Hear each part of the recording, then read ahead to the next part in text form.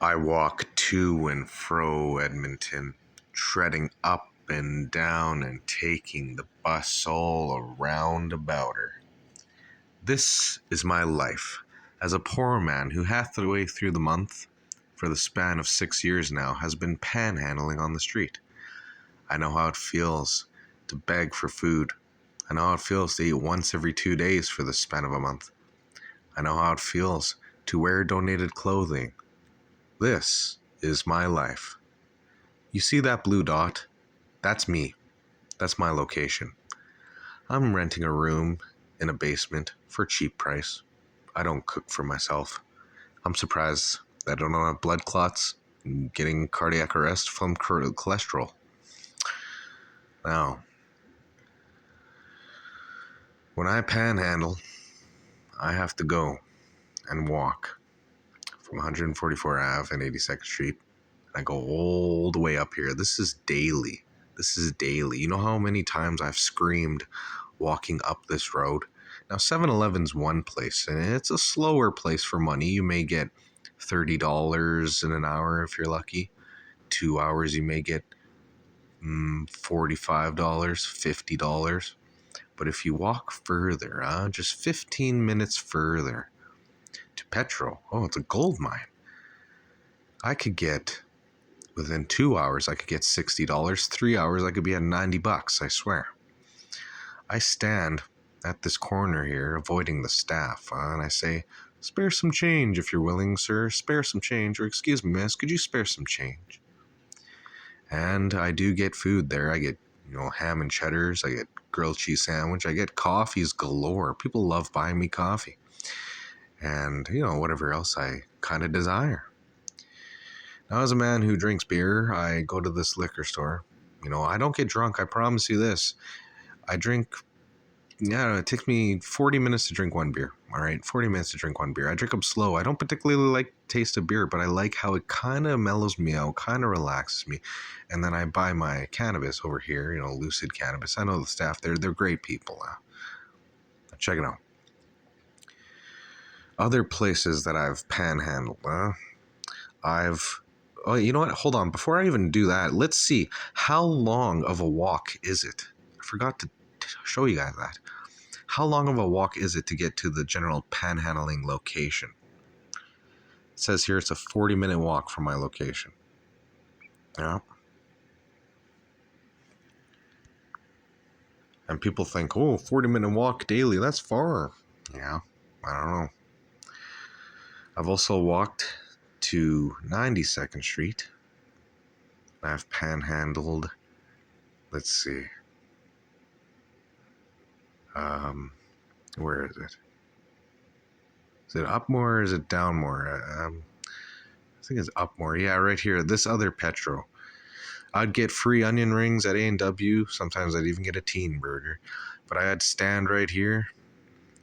And when people fill up at the pump or when they're walking in, I go in and say, "Spare some change if you're willing." The whole jazz. Another location, because I get kicked off the properties lest we forget.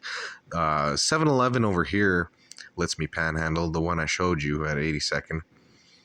But the Petro up here, they've kicked me off the property a couple times, and then I've had to walk either back down to 7-Eleven or I've had to walk all the way to this Petro. But there's another time where I've had to take this path, and I'd have to walk all the way to 50th Street. And there's a star over here because I used to live over here as a teenager. That's when I had it all. I had the computer and the Xbox and the TV, and I had it all, right? So I've panhandled at this 7-Eleven. I don't do it particularly often because they kick me off pretty quick. But hey, I remember I met a pretty cool dude there, and I got some free weed. But anyway, there's a 7-Eleven near my church. This right here is my local church, where they've provided me with food, and I've even eaten inside there. They've provided me with clothing. They've provided me with opportunities to read in front of people, opportunities to get inspired, give me something to live for, baby. So 7-Eleven, There's a girl in her walker that comes here, and she likes to say, "Spare some change if you're willing, sir. Spare some change." You know, she's a pretty great woman, right? So I stand here in the corner. I usually don't get kicked off this property. I used to back then, but one guy stuck up for me one time, and then the manager had a change of heart. So I do that. This one's a little slow, but there's been times where I've had, I don't know, in 2 hours I made $56. So, as a man who wanders around, walks around, or sits at home and either reads his Bible or watches shows, old shows, you know, same old reruns over and over, I'm not really interested in anything new. I don't know why. If I want to go somewhere, so I have to walk, unless I do take the bus. But usually, believe it or not, it is faster to walk instead of waiting 15 to half an hour for a bus to finally get on it and then 20 minutes more just to get to your location. It's like, I could have just walked there, all right? But this is what I do. I'll explain these locations. I'll go from my location, which is the blue dot, and I'll pay my respects at great grandma's grave. She died when I was 2, all right? She held me in her wheelchair. I know exactly where she's buried. Sometimes I even come here to make videos. Sometimes I come here just to smoke pot and pray to God. I'm not even joking. And this cemetery is quite pitch black at night, and I do like to wander around this cemetery at midnight and between that to 3 a.m. I know it's a little dark, huh? It's a little dark. But whatever, I'm not doing anything satanic, right? I got authority over these demons, and I'm protected with the full armor of God. I don't get possessed, dude. But anyway. Swiss Donaire. I remember how it feels to stand here. I'm like, excuse me, sir, could you give me, or not give me, never say the word gimme, huh? But could you by chance help me get like a donaire by chance, a regular donaire? It's $7 over there, so, $7. Other dots, other stars, that is stars. The woods. I like to walk in woods. I like to explore woods. There's little woods around here. So there's an area that has an entrance in here. So I like to walk in here. I've done a video here before. I've walked, believe it or not, all the way out over here, outside the city, past Anthony Henday. And I've walked Valor Ave all the way. All the way. This was like a 2 hour and some walk. Because I was curious about the Naxar Gurdwara Gurshik's temple, all right? If I even pronounce that crap right. I have a marking right here because this connects to 18th Street, which leads down to another location of mine where there's the Friendship Trail at this particular location. I'm not going to talk about that location, all right? Some of you may know already. Hint, hint, wink, wink. But how long did it take me to get here? Oh, it's a 13-minute drive, huh? It's a 13-minute drive. But how long of a walk is it? Look at that, you spoiled vehicle drivers. 13 minutes for you, 2 hours and 30 minutes for me. Huh? And that includes all locations. I tell you, I remember being jealous over vehicle drivers. I only drove a vehicle in 2013, but stupid me as a teenager, I don't know why I did it, but I got a DUI. Never drove again. So, to pay my respects, let's see. Again, this is my local church. How long does it take me to walk to my local church, huh? Everyone says, hey, it's a pretty good walk. Yeah, it's a pretty good walk. How long does it take me? 41 minutes. 41 minutes. That's there and back. And if I want to pay my respects at Evergreen, visit my mother, visit my grandma and my grandpa, and I'm going to be buried here, in this location, right over here, in this area. Me having to walk all the way from my location, and then what I do is I go through the back way. It's quicker. So I go past the Cineplex right here. Here's Old Fort Road going this way. But instead of going through the front way, I go up 34th Street, and then there's a entrance. I passed it. Right here. And I go through here. I walk this way. And and I go up this hill or whatever, and then I go this way, and then I pass the prayer hand statue, and then I visit my old family. That's all I got. I don't particularly have friends around here, all right? I have one. And besides that, I only have one cousin I talk to. I don't really talk to the rest of my family.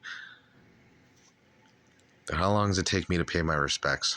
I come here a lot in the spring and in the summer and in the fall. An hour and 38-minute walk, huh? An hour and 38-minute. 12-minute drive for you. So, my mother, as a teenager, lived in Britnell, as I think I already said. Over here, great place. That's when I had it all. And then later on, she had to move. Wow. So sometimes from the Blue Dot, I'll walk down 82nd Street, and then I'll walk down this way along 137 Ave. And there was an old house right here that she was renting. There's memories there with the cats. And then Granny Annie, who passed away in 2013. With my childhood memories, this is the old area where I learned how to first ride my bike and do all sorts of stuff, where I gained my first friends. But this was Granny Annie's. So I walk past here every so often too. And that's all I do. I'll either stay at home and watch my shows, which are the same reruns over and over that I'm extremely bored of, or I'll go on 6-hour walks to these star locations. There's another location where I was raised as a baby in Norwood, over here along 95th Street. How long does it take me to walk over there? And I've done this daily. Every day I wake up and I'm all like, man, I'm tired of watching everything on my cell phone. I don't have a laptop. I don't have a computer. I don't have a TV. I don't have cable. I only have Wi-Fi that's slow. And all I have is a bed and a couch and a table in my room. And everything's donated. My jacket's donated. My shoes are donated. My backpack's donated. My clothing, everything. So it takes me an hour and 25 to walk there. For you, it's a 9-minute drive. Ain't that something? So it's a boring life. My life is extremely boring. I'm getting tired of it. I don't think I'll ever commit suicide, but I do think about it every so often. I think about holding a .45 Magnum, putting it to my freaking head, and pulling that trigger, baby. Boom! Give me a sip of my beer, engineer.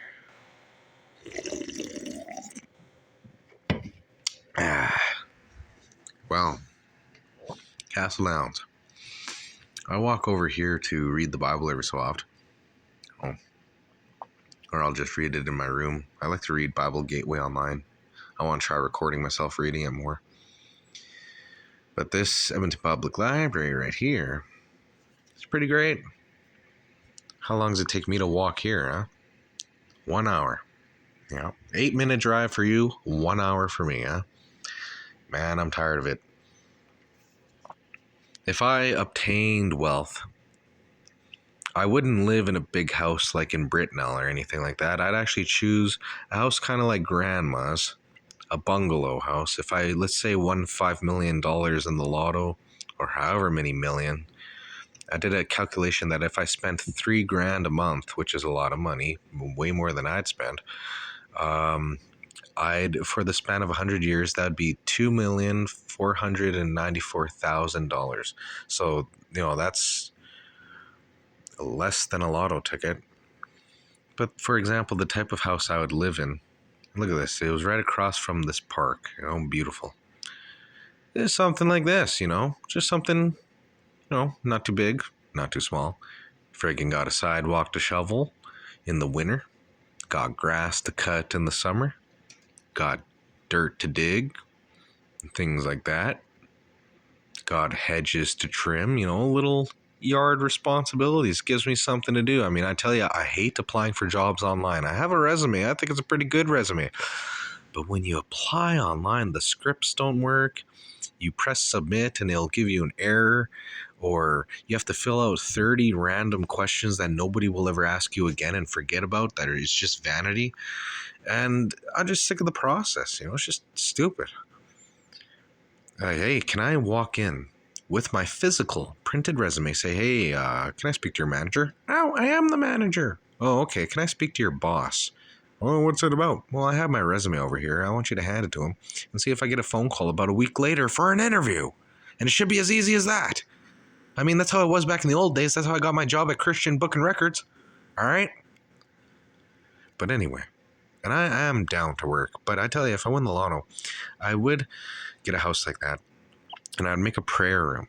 I'd make a prayer room and I'd invite everybody over.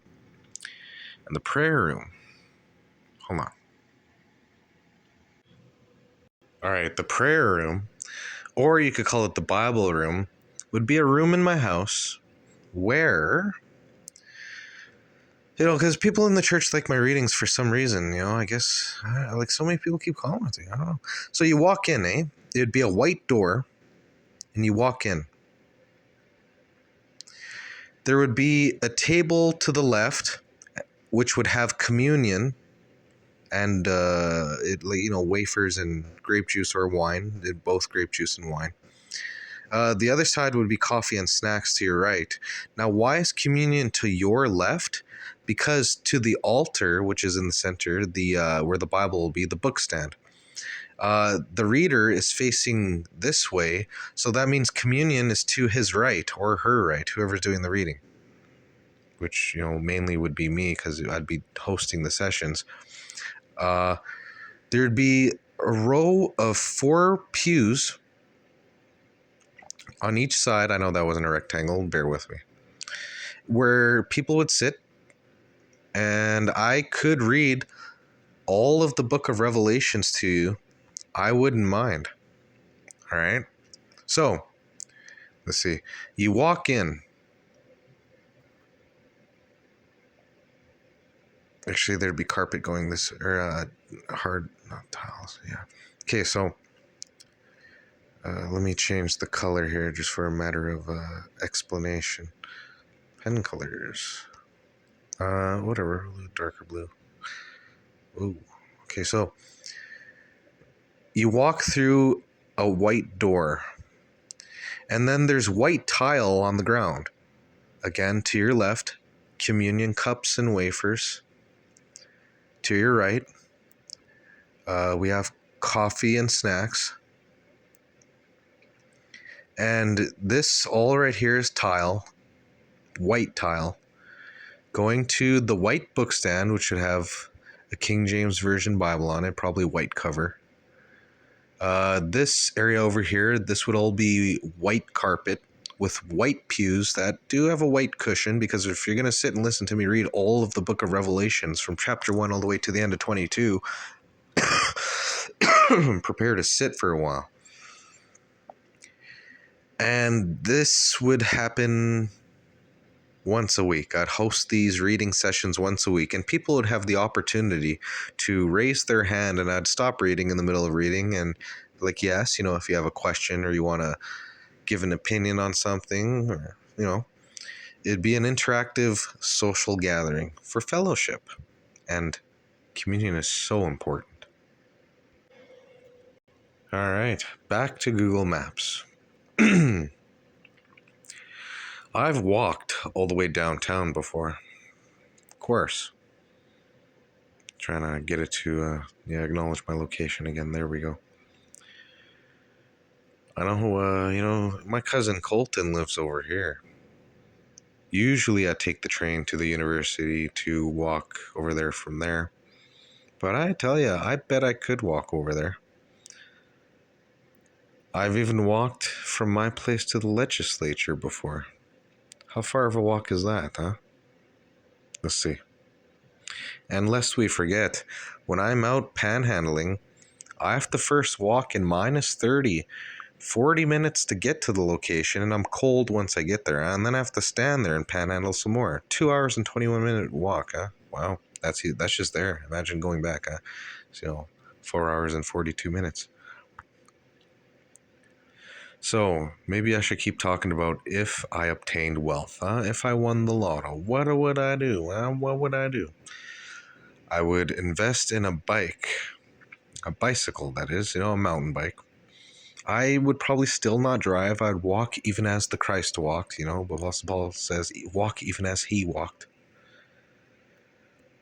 But I would ride my bike, probably going from east to west on this trail. Maybe I'd get a skateboard.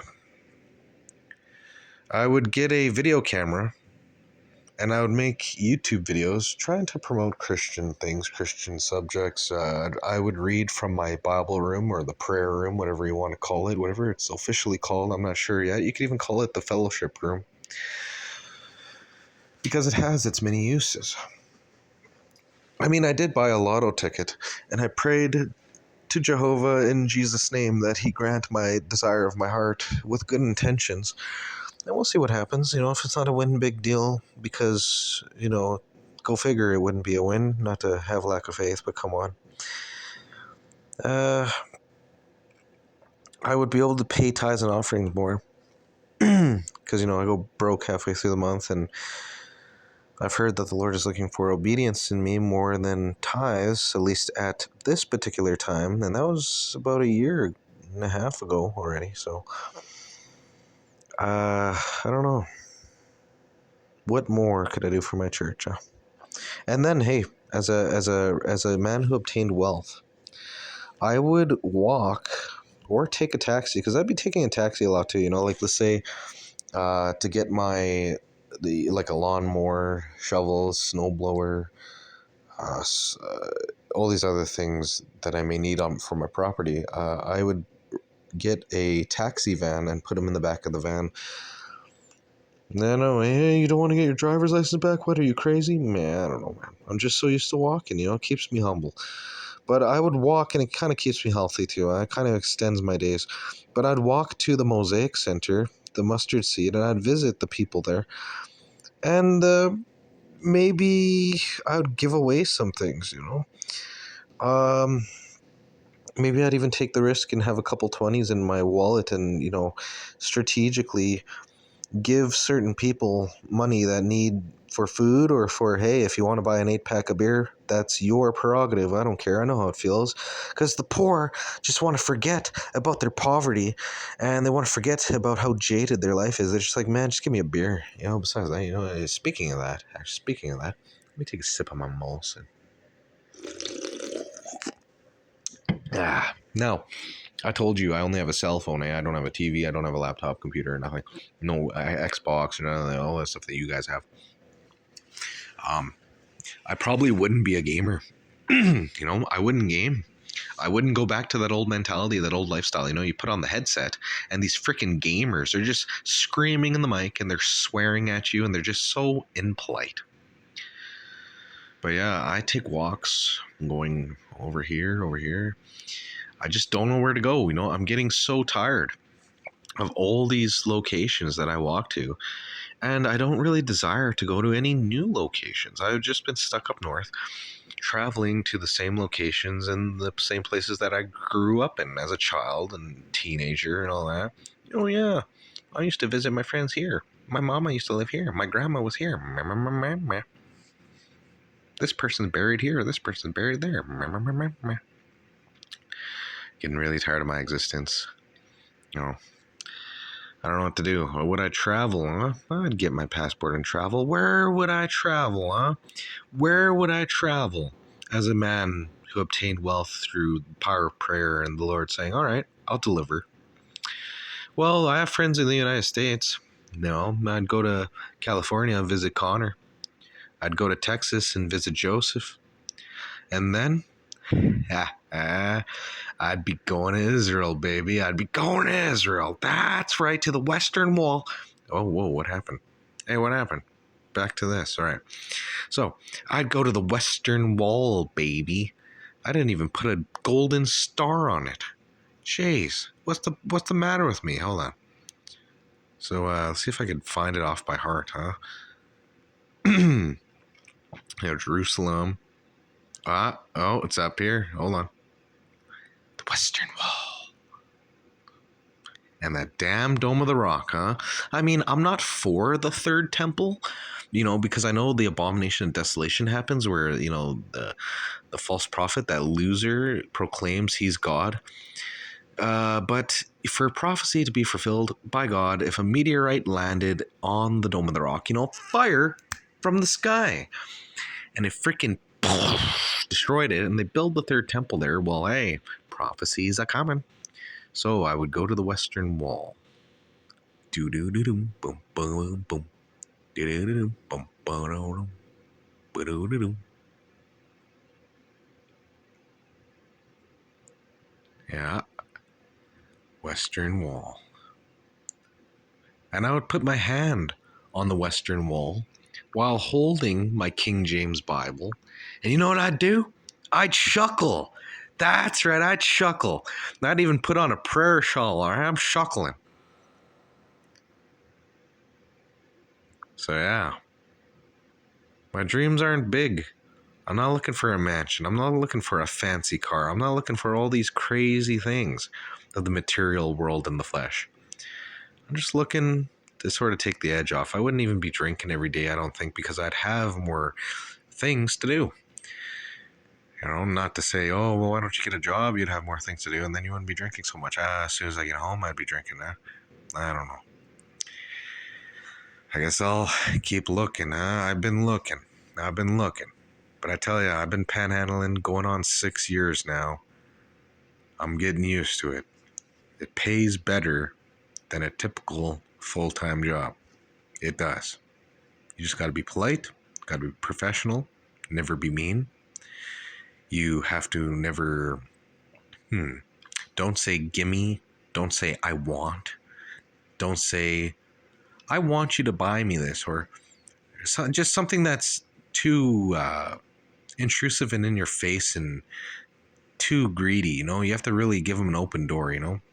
I like to say, if you're willing, would you be so kind as to, and put your hands together, all professional, like as if you're at a funeral. Growing a beard, having a beard. I don't have it anymore. I shaved like a sheep. That's wool is shaven. I mean, my hair on my head is bald too. It's gonna be colder. But with a beard in the winter, your beard freezes. You get icicles forming on your beard, and people go, "Wow, you must be cold." And hopefully now people will go, "Oh, wow, you're more well kept, and you don't look like as much of a bum as you did." And hopefully I don't get less money, because sometimes people judge by the appearance. They judge by the flesh, and as a panhandler, I cannot judge by the flesh. I ask everybody for money, whether or not they look from the weakest person to the toughest person, from someone who doesn't seem scary to somebody who could be in a gang. I've asked bikers for money, and they've given me money. All sorts of walks of folks, of different traditions and colors of life. Everybody's giving me money. Different religions, races, colors, and creeds. The whole 9 yards. When you panhandle, you got to be a melting pot of friendship. And I think I'm done. That's me and my life. Dull life. I pray for change.